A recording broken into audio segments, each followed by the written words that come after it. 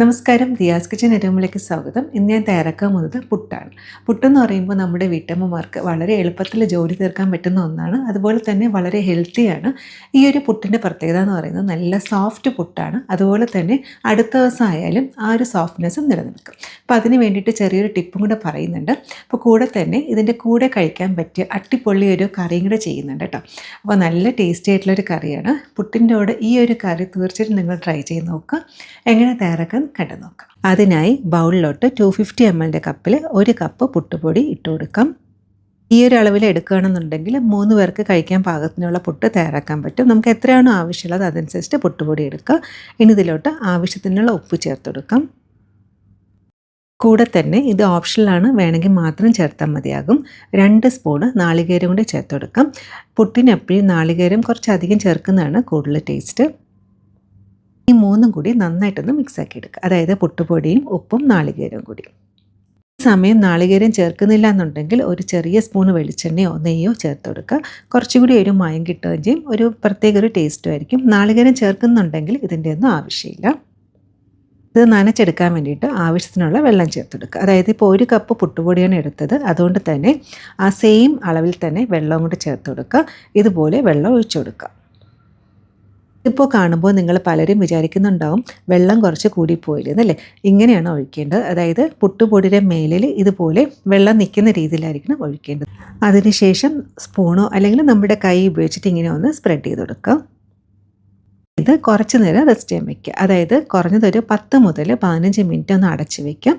അന്നേരം ഈ പുട്ടിൻ്റെ മാവ് നല്ല പെർഫെക്റ്റ് ആയിട്ട് കിട്ടും. മാവ് റെസ്റ്റ് ചെയ്യുന്ന സമയം കൊണ്ട് നമുക്ക് പുട്ടിൻ്റെ കൂടെ കഴിക്കാൻ പറ്റിയ ഒരു കറി നമുക്ക് തയ്യാറാക്കാം. പുട്ടിൻ്റെ കൂടെ സാധാരണയായിട്ട് കടലക്കറിയോ അല്ലാന്നുണ്ടെങ്കിൽ നോൺ വെജ് കറി ആയിരിക്കും കൂടുതലായിട്ട് നമ്മൾ ഉണ്ടാക്കുക.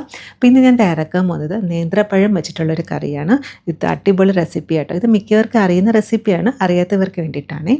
അതിനായി 2 പഴുത്ത നേന്ത്രപ്പഴം എടുത്തിട്ടുണ്ട്. ഈ പഴം ഇതുപോലെ ഒന്ന് കട്ട് ചെയ്തെടുക്കുക.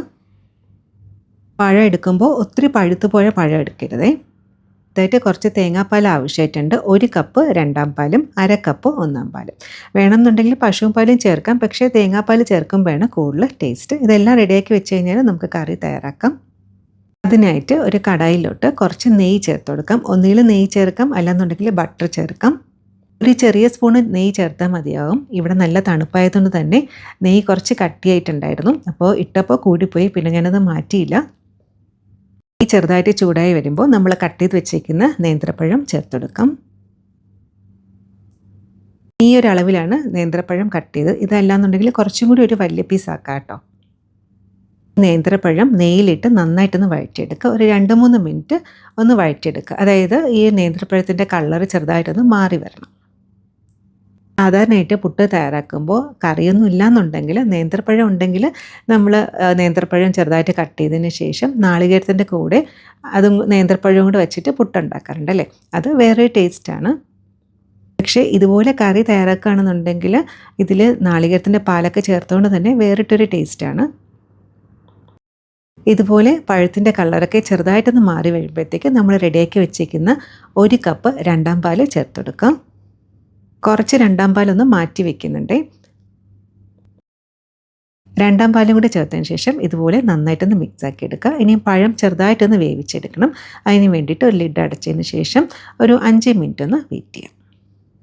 അങ്ങനെ പഴം വേകാൻ വെച്ചിട്ട് ഇപ്പോൾ ഒരു 5 മിനിറ്റ് ആയിട്ടുണ്ട്. ഒത്തിരി ഓവർ കുക്ക് ചെയ്യേണ്ട ആവശ്യമില്ല. നമ്മൾ ഒഴിച്ച തേങ്ങാപ്പാലൊക്കെ നന്നായിട്ടൊന്ന് കുറുകി വന്നിട്ടുണ്ട്. ഇനി ഇതിലോട്ട് മധുരത്തിന് വേണ്ടിയിട്ട് ഒന്നുകിൽ പഞ്ചസാര ചേർക്കാം, അല്ലാന്നുണ്ടെങ്കിൽ ശർക്കര ചേർക്കാം.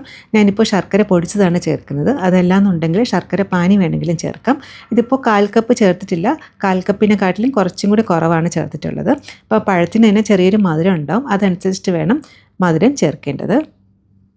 എല്ലാം കൂടി നന്നായിട്ടൊന്ന് യോജിച്ച് കിട്ടണം. അതിന് വേണ്ടിയിട്ട് 1-2 മിനിറ്റ് നന്നായിട്ടൊന്ന് മിക്സാക്കി എടുക്കാം. അതിനുശേഷം കുറച്ച് ഏലം പൊടിച്ചത് ചേർക്കുക.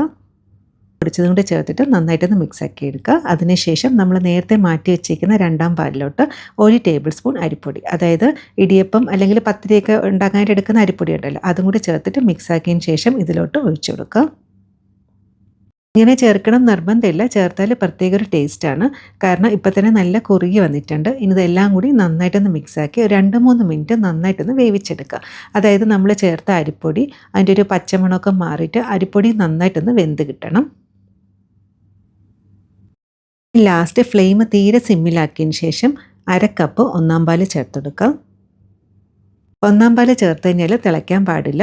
അതുകൊണ്ട് തന്നെ കൈയെടുക്കാതെ നന്നായിട്ടൊന്ന് ഇളക്കി കൊടുക്കുക. ചെറുതായിട്ട് ചൂടായി കഴിഞ്ഞാൽ നമുക്ക് ഫ്ലെയിം ഓഫ് ആക്കണം. പിന്നെ ഇത് തണുക്കുമ്പോൾ കുറച്ചും കൂടി ഒന്ന് കുറുകി കിട്ടും. അപ്പോൾ അതനുസരിച്ച് വേണം ഒന്നാം പാൽ ചേർക്കേണ്ടത്. കുറച്ചും കൂടി ഒന്ന് ലൂസായിട്ട് വേണമെന്നുണ്ടെങ്കിൽ കുറച്ചും കൂടി ഒന്നാം പാൽ ചേർക്കാം. അല്ലാന്നുണ്ടെങ്കിൽ പശുവും പാൽ വേണമെങ്കിലും ചേർക്കാം. ഒന്നാം പാലും കൂടി ചേർത്തതിന് ശേഷം ഇപ്പോൾ ഏതാണ്ട് 1 മിനിറ്റ് ആയിട്ടുണ്ട്. ചെറുതായിട്ടൊന്ന് ചൂടായിട്ടുണ്ട്. ഇനി ഫ്ലെയിം ഓഫ് ആക്കാം. അങ്ങനെ നമ്മുടെ നേന്ത്രപ്പഴം കറി റെഡി ആയിട്ടുണ്ട്. നമുക്ക് റെസ്റ്റ് ചെയ്യാൻ വെച്ച മാവ് എന്തായെന്ന് നോക്കാം. നോക്കൂ, പുട്ടുപൊടി നല്ല പെർഫെക്റ്റായിട്ട് കിട്ടിയിട്ടുണ്ട്. നമ്മൾ നേരത്തെ ഒഴിച്ച വെള്ളം കംപ്ലീറ്റ് ആയിട്ട് അബ്സോർബ് ആയിട്ടുണ്ട്. 1-2 മിനിറ്റും കൂടി നന്നായിട്ടൊന്ന് മിക്സ് ആക്കി എടുക്കാം. നോക്കൂ, എന്ത് ഈസി ആയിട്ടാണ് പുട്ടിന് മാവ് നനച്ചത്. ചിലപ്പോൾ നമ്മൾ കുറച്ചായിട്ട് വെള്ളം ചേർക്കുമ്പോൾ ചിലപ്പോൾ വെള്ളം കൂടിപ്പോകാനുള്ള ചാൻസസ് ഒക്കെ ഉണ്ട്. അപ്പോൾ ഈ ഒരു രീതിയിൽ തയ്യാറാക്കുകയാണെന്നുണ്ടെങ്കിൽ നല്ല പെർഫെക്റ്റായിട്ട് കിട്ടും. പിന്നെ നമ്മൾ ചിലപ്പോൾ പുട്ടുപൊടി തയ്യാറാക്കുമ്പോൾ ചിലപ്പോൾ കട്ടയൊക്കെ ഉണ്ടാകാനുള്ള ചാൻസസ് ഉണ്ട്. അന്നേരം മിക്സിയിലൊന്ന് കറക്കിയെടുക്കും അല്ലേ.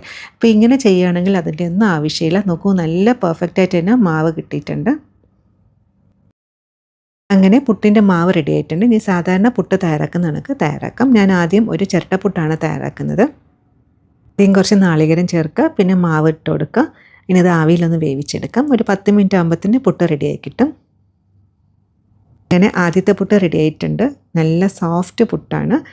ഇനി അടുത്തതായിട്ട് ഞാൻ സാധാരണ പുട്ടും കൂടി തയ്യാറാക്കാം. അങ്ങനെ അടുത്ത പുട്ടും റെഡി ആയിട്ടുണ്ട്. ഈ രീതിയിൽ പുട്ട് തയ്യാറാക്കുകയാണെന്നുണ്ടെങ്കിൽ അടുത്ത ദിവസമാണെങ്കിലും ഇതേ സോഫ്റ്റ്നെസ് തന്നെ പുട്ടിനുണ്ടാവും. ചൂട് പുട്ടിൻ്റെ മുകളിലോട്ട് നമ്മൾ തയ്യാറാക്കി വെച്ചിരിക്കുന്ന നേന്ത്രപ്പഴത്തിൻ്റെ കറിയും കൂടി ഒഴിച്ചെടുക്കാം. കൂട്ടത്തിൽ തന്നെ പപ്പടവും കൂടി വേണം. ഞാനൊന്ന് കഴിച്ചു നോക്കട്ടെ. പുട്ടും പഴങ്കറിയും പപ്പടം ഈ മൂന്നും കൂടി നന്നായിട്ട് മിക്സ് ചെയ്ത് ഇതുപോലെ കഴിച്ചു നോക്കണം. അപ്പോൾ ഇതിൻ്റെ ടേസ്റ്റ് എന്ന് പറയുന്നത് പഴങ്കറിക്ക് ചെറിയൊരു മധുരമുണ്ട്, കൂട്ടത്തിൽ തന്നെ പപ്പടത്തിൻ്റെ ചെറിയൊരു ഉപ്പുരസം. അടിപൊളി കോമ്പിനേഷനാണ്. മസ്റ്റ് ട്രൈ റെസിപ്പിയാണ്. അപ്പോൾ ഇത് കഴിച്ചിട്ടില്ലെങ്കിൽ ഈ ഒരു കോമ്പിനേഷൻ തീർച്ചയായിട്ടും ട്രൈ ചെയ്ത് നോക്കണേ. ഇന്നത്തെ റെസിപ്പി ഇഷ്ടപ്പെട്ടാൽ ഒന്ന് ലൈക്ക് ചെയ്തേക്കണേ. പറ്റുകയാണെങ്കിൽ ഒന്ന് സബ്സ്ക്രൈബ് കൂടെ ചെയ്യാൻ സപ്പോർട്ട് ചെയ്തേക്കണേ. പറ്റുന്ന പോലെ സന്തോഷിച്ചിരിക്കുക. ഇതുപോലെ വേറെ റെസിപ്പി ആയിട്ട് കാണാം. Thank you.